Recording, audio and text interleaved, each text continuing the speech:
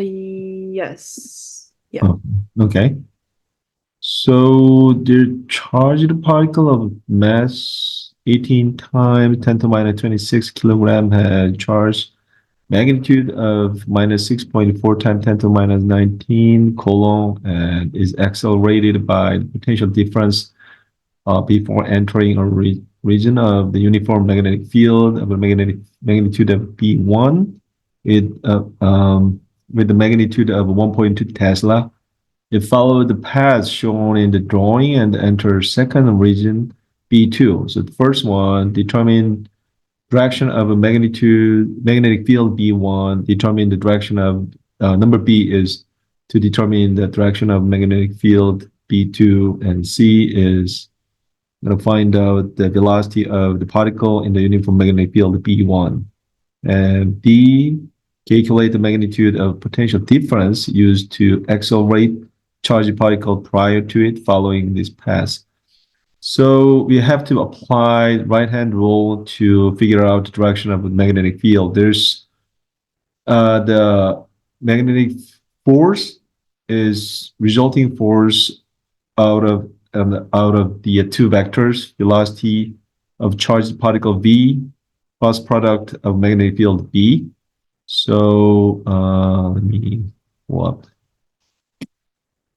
Hold on a second. So I think I should be able to, okay, hold on. Okay, maybe I just turn on this one instead. Hold on a second.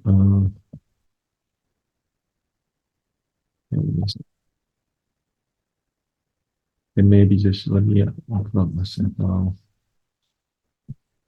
Okay, so let me see my screen, right? Yeah. Okay, so now the charged particle moving along this travel path, which is S shape. Their path is just changed by magnetic field. Let me change color. When this charged particle enter the first uniform magnetic field area that has the curve to the second pass, straight pass with the radius distance 28 centimeter, right? And that is magnetic field. We don't know which direction of the magnetic field region 1 is pointing.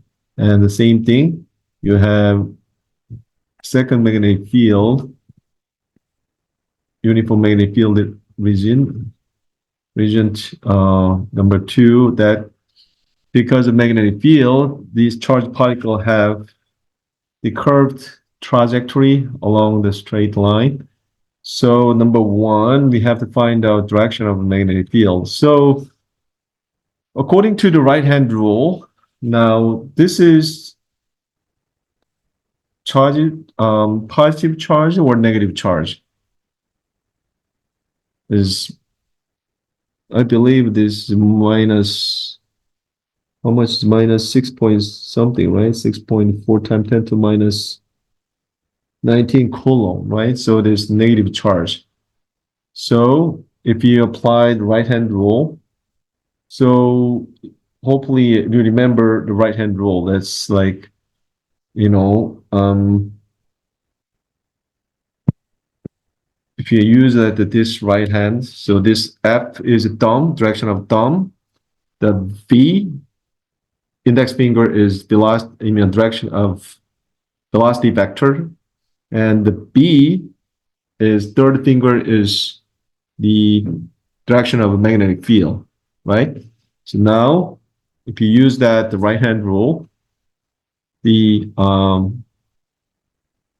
first direction of V is the pass 1, the first pass, straight pass. The direction of velocity V is left to right, right? And now, because these charged particles have the curved motion along the half circle. So that means the force pointing downwards. So they're dragging the charged particle downwards from the magnetic field. So if you apply that right-hand rule first, we gotta just apply this index finger to the what's that? The to the left, right? To the left. The right left to the right, this index finger. And this force should be downward. So it should be like this, right? So, but here, so this is for the thing. Let's I don't know if you actually look at my right hand, but the thumb is pointing downwards, and the index finger pointing the left. I mean the left to the right, right? And the third finger pointing outwards, right? Are you with me? So Is the thumb is the force? yes, Your thumb is force downwards, right? Because Yeah. that because you just bring that the charge downward, so the force should be directing the downward, right? So the thumb is downward, and the index finger to left to right, and then the third finger pointing outwards, out of the page, right? But understand, right? But here, one thing you have to take into account, this is negative charge. Negative charge, so you have to apply the negative charge the direction of this magnetic field. So B field should be inward because the negative charge. If the positive charge, then this magnetic field should be outer page.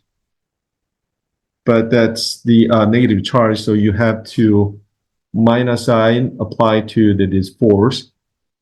I mean the magnetic field, so that should be inward. Now, let me just draw the picture. So let's see. That might have a horrible actually drawing. So this is the index finger, and this is thumb, and this if just inward. So the index finger is actually Q V, that it's itself include the direction of the velocity V. So that is same as minus Q V, and this thumb pointing the force of downward. So that lead to this third finger inward of into the page. Okay. So if I write it this one as F B equals minus Q V cross product B. So here B1, right? So if you label direction of each vectors, then this FV is downward,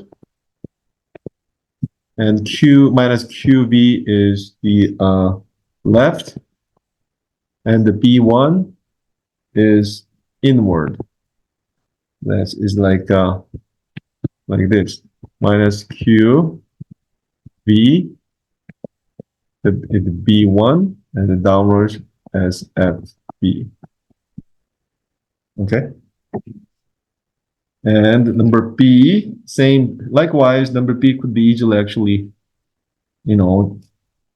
answer. So number B, you can use that the same. So now the path along the magnetic field region, B, is the direction of the velocity vector is right to the left, but the force direction is downward still, so that make the charge have the curve circular, moved along the circular path. So if you use that same analysis, same right-hand rule to this charged particle on the circular path is, so let me just draw the picture too, so that thumb is pointing downwards and index finger pointing the left to the right because no negative charge applied. And because of that, third finger pointing out of page. So this is downward, FB. And this one is QV, which is minus QV. And that because of that, this magnetic field B2 should be pointing out of page. Same rule. So it's just like a number A. So Wait, how do you know where the velocity is pointing? Because as you enter the field and you exit the field, like the velocity is in different directions. So how do you know which direction to point? well, that's the travel along this red line, right? So it should be when this charged particle enter the region B, should be right to the left. So it should be this direction. Right to left. Yeah. So in the drawing though, you're pointing to the right, like left to right. So No, right. No, which one? That the B1 or B2? Which region are you talking about? B2, like B2 the is right to left, right to left. The charged particle along travel along this red line, like this. Oh, is the drawing accounting? Oh, the drawing is accounting for it being a negative particle. So you Yes. switch. Okay, that makes sense. Yeah. So the velocity pointing the left to right, but this is negative charge, so that negative Q times velocity vector V is pointing the left to right. Okay, so that's why you need to apply the right-hand rule with this configuration. Okay, so with that idea, you can actually find the direction of force with the same vectorial, cross product of vectors. So FB is same like QV. I'm sorry, that's QV cross product time B2. Same thing. Like just like question A, this is downward, and this is the right, and this B2 because of that should be out of page. Okay, same thing. So here, they all just they all downwards. When the charged particle enters this uniform magnetic field area, this force must be pointing downward at entrance of the field regime, right? Doesn't make sense, right? So that's A and B. Before moving to the C and D, do you have any question? No. Okay, just pretty straightforward, right? So number C. The C, we have to find out the radius or velocity of this charged particle when it's entered B1, uniform field, magnetic field area. So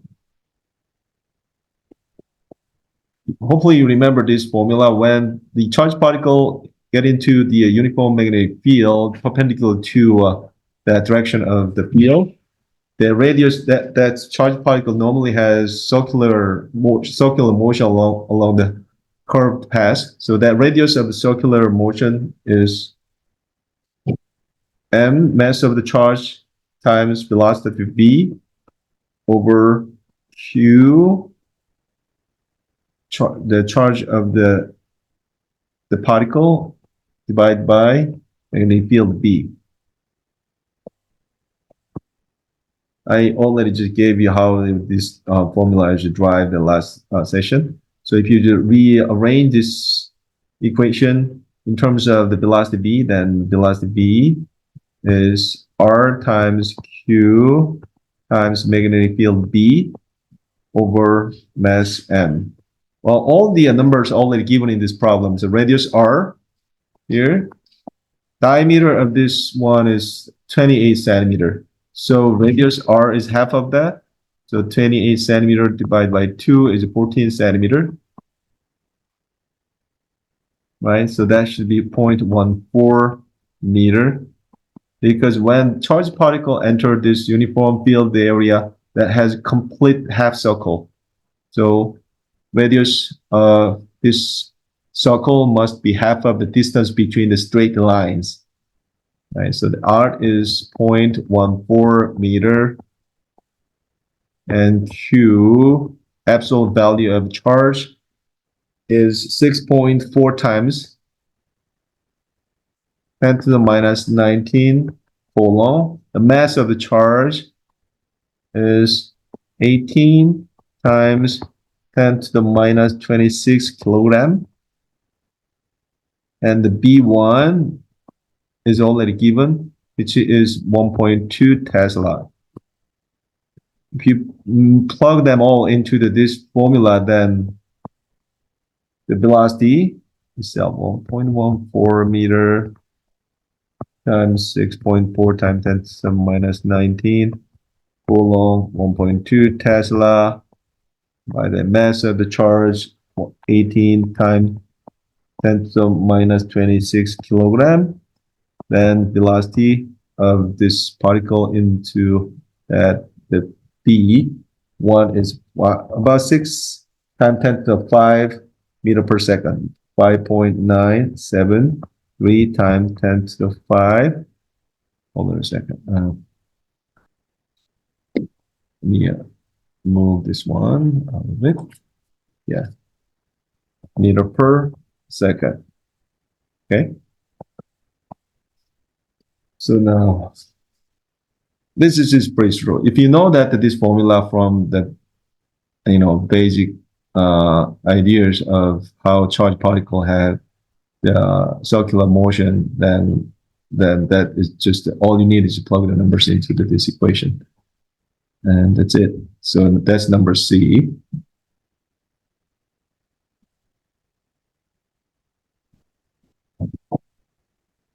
Do you have any question? No? No. Okay, then number D.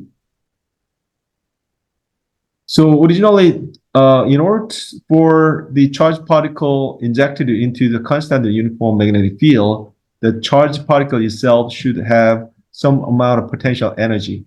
So that amount of energy fully converted into the kinetic energy along the path of the charged particle. So from that relationship, you can actually find the potential difference, from the energy conservation. So let me next one. Okay. Let me delete up some of this.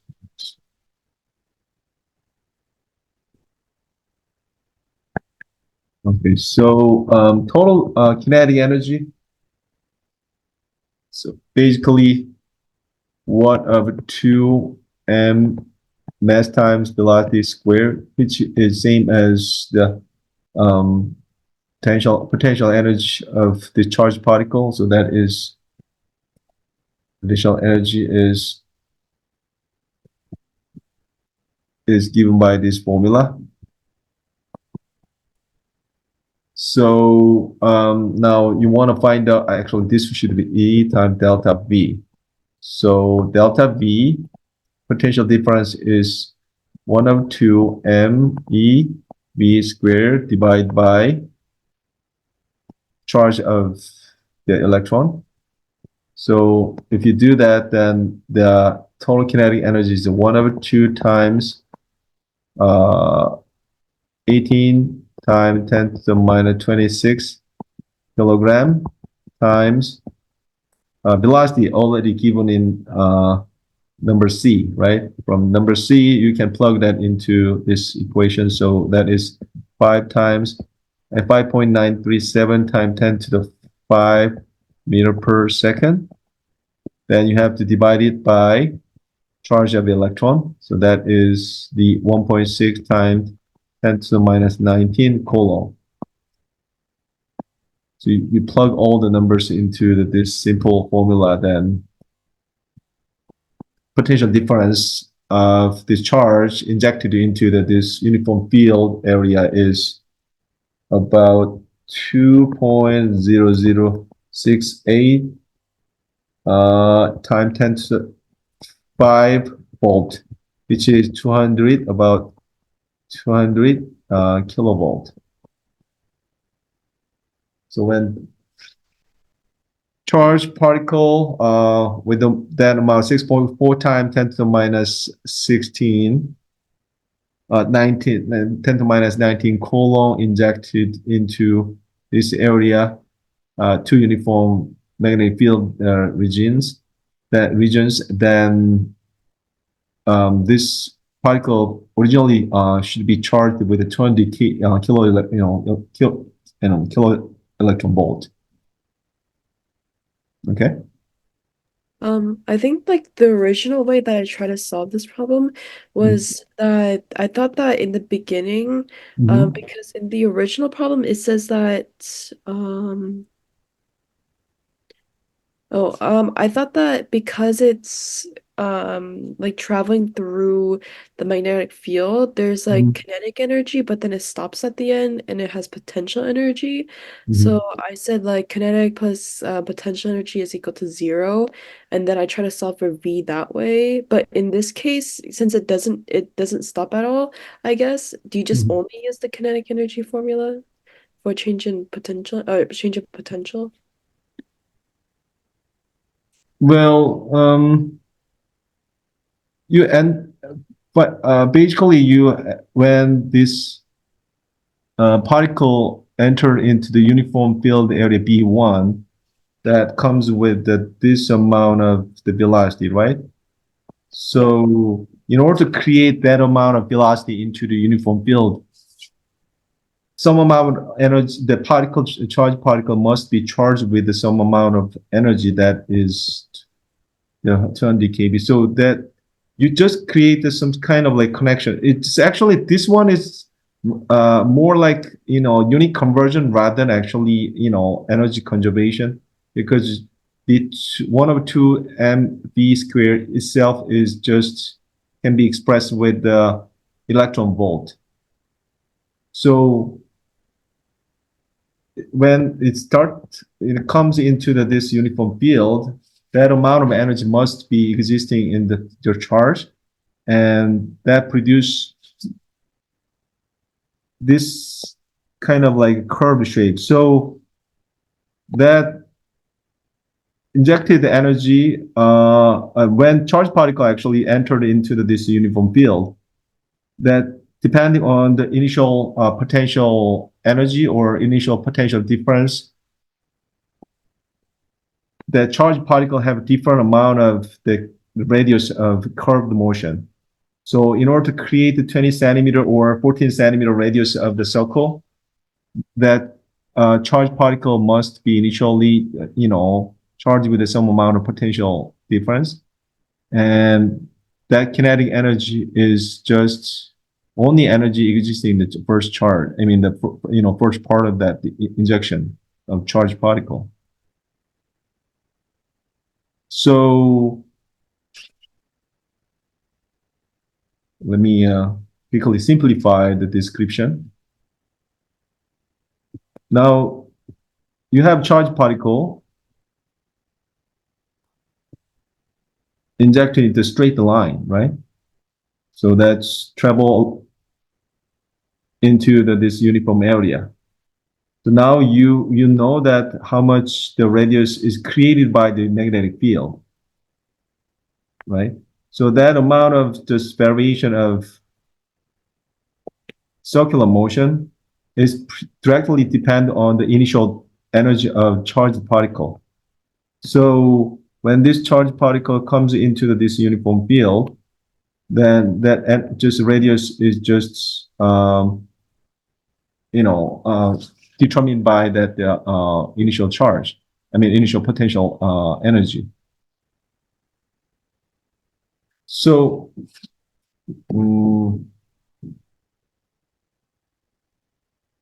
when the charged particle comes with some amount of energy, then depending on the energy comes with the charged particle, that particle have various, different the path of the circular motion or orbit of circular path.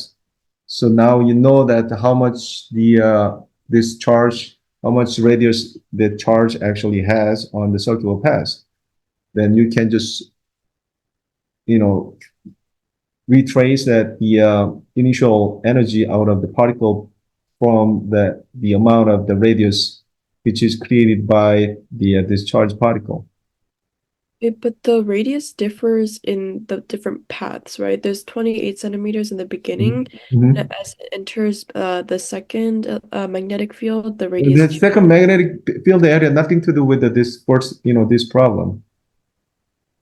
This has nothing to do with this problem because the only energy, the first energy only is given by the magnetic field of the first regime because that's what you know. So that what I'm saying is that the now in this problem you only know the radius of first circle, right? Half of circle. That the amount of the size of the circle only function of initial energy of charged particle. So if you charge particle has higher energy, then the particle should have bigger size of the circle. If you less energy, then this charge should have the smaller radius. So there's a one-on-one direct relationship between initial energy of charge and the radius of the particle travel along. Yeah, so when it says calculate the magnitude of the potential difference used to accelerate the particle prior to following its path, Mhm. it means wait, calculate the magnitude of potential difference used to accelerate. So it means I'm kind of confused. Why do you not consider the second magnetic field? Because don't you, because it's following it goes through both of them, so the kinetic energy would change going through both of them because they're different velocities at both of them. Because second magnetic field doesn't affect the initial energy. How that can actually be, the main reason we can actually find out the number of initial energy because we know the radius of first pass in the uniform B field area. But I thought that potential change, like difference, is final potential minus initial potential, right? So you would have to know like the final potential after it goes both of the two magnetic Mm, minus the I initial. believe this question asks that the initial, how much that initially the charge actually um, the, initially charged in their potential. Um, it says like calculate the magnitude of the potential difference used to accelerate the charged particle prior to Yes, falling. yes, that's what it's saying. The prior to the actually following the path. So if the wording was changed to say after, would you need to know both of the Well, radiuses?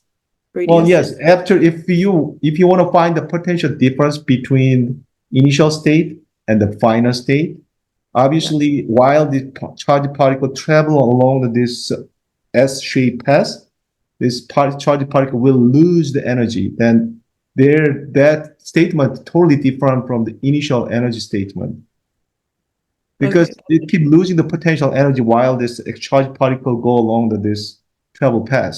But this, I believe, this question is asking originally how much that charge actually this particle originally charged in potential energy or potential the voltage actually. So So if it says it so just if simply it's speaking, it's asking how much energy does initially this particle actually has.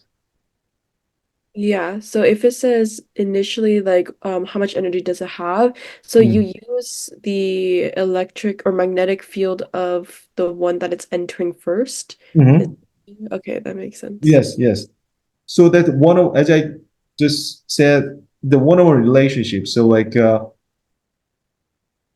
its kinetic energy is just determine the size of the circle. So if you know the size of circle, you can neutral back like the initial energy because that energy. is converted to the amount of the radius, or actually just the size of the radius also depend on some other variables too. But now this question only asks the initial energy. So all you need is just convert that the energy from maybe joule to the volt or electron volt. That's why I just told you that this is more like a unit conversion rather than actually energy conservation, because there's not, no actually potential energy involved in the way to solve this problem. Now, the initial kinetic energy. Now you want to express it into that same kinetic energy in the electron volt unit out of configuration of the circular path. Yeah. So there's no other part of this dynamics involved in the way to solve this problem, because B2 region has no connection with the initial energy or initial velocity. If you want to know potential change after this travel pass, then you have to find out energy loss to the second pass of the magnetic field, and you have to know the size of the second radius too. Then you may be able to solve that the potential change energy change of the potential energy from beginning and end. But now this only asks how much energy is given in this particle before entered into the B field in the B1, the B field origin. Okay. Does it make sense? Yeah. Oh, okay. So that's the only one problem you asked me on your email, right? Yeah. Okay. Do you have any other scheduled for the quizzes or tests? I'm taking my retake for the RC-DC circuit test Mm-hmm. tomorrow, and then Friday I have a magnetism test, and then Friday after school I'm taking a retake for this quiz. Yeah. So I have three tests this week. Oh my gosh! Tomorrow is scheduled with three tests. No, tomorrow is just one test, Friday is two tests. Yeah. Oh, the tomorrow is one test. So the last of the week is scheduled with three tests Yeah. in physics. Like crazy. All right. I have some. Do you, so you haven't actually emailed me the next topic on your semester. Oh, oh, I So yeah. I'll do a reminder and I'll ask her during class tomorrow. Yeah. do you think there's a lot more topics actually in the electromagnetism and actually magnetism too. We can go over that topic today. And once you figure out the schedule for the rest of the semester, you can email me and I'll prepare the next section with that topic. Sounds good? I think also I was wondering if you could do a like quick review on the magnetism unit, just because I have my unit test this Friday and I'm not Okay. super confident on this unit. It's just like I think conceptually it's a little bit hard for me to understand. So Okay. Whatever you want, and just you want me to go back to the review the magnetism one more time. yeah, just like a quick like review. I think I Okay. understand like this really basic stuff, like I think Mm-hmm. right hand rule, like the F equation, force equation, radius equation, period equation. But after that, like I get a little bit confused. Have you learned the Ampere's law Oh yet? yeah, we learned that yesterday, but I didn't understand that either. Okay. Well, because we didn't actually cover that topic yet, so do you want me to go over the chapter 29, the magnetic field due to the current, and maybe Ampere's law too? But yeah, sure. That's part of the next test too. Yeah. Okay, then I can go over that. So yeah, I know this is getting more and more and nasty. This is like a advanced topic even in the college, so it may not easy to easily digest all the content, but you know, but good things is that this is my actually major subject. I normally actually just work on. Hold on. So let me then I should probably reopen it. Uh, where is it? Okay. Okay, let me open that up again one more time.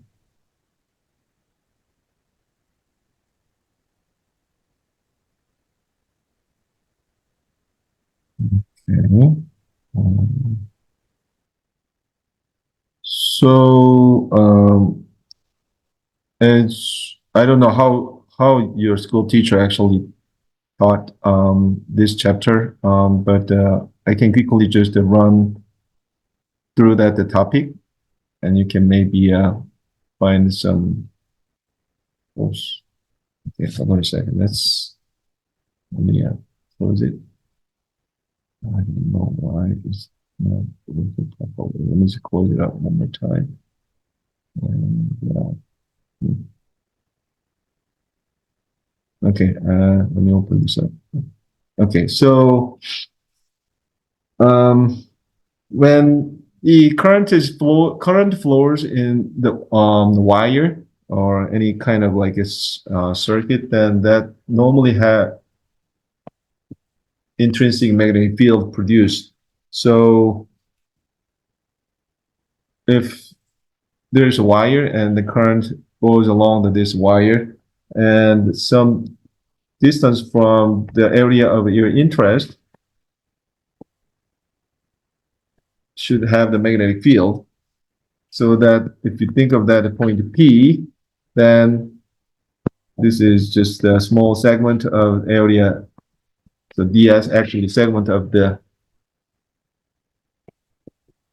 current path, and this current I goes along this wire. Then if the distance r, and that's small amount of the current along this small segment could be current times the segment ds, and the B field from this small segment onto the point of the interest P be inward into the page, and that is the B magnetic field. This magnetic field dB from that small segment of the current be expressed with the mu naught over 4 pi and I ds and sine theta, if that is the angle between the IDS and the displacement vector of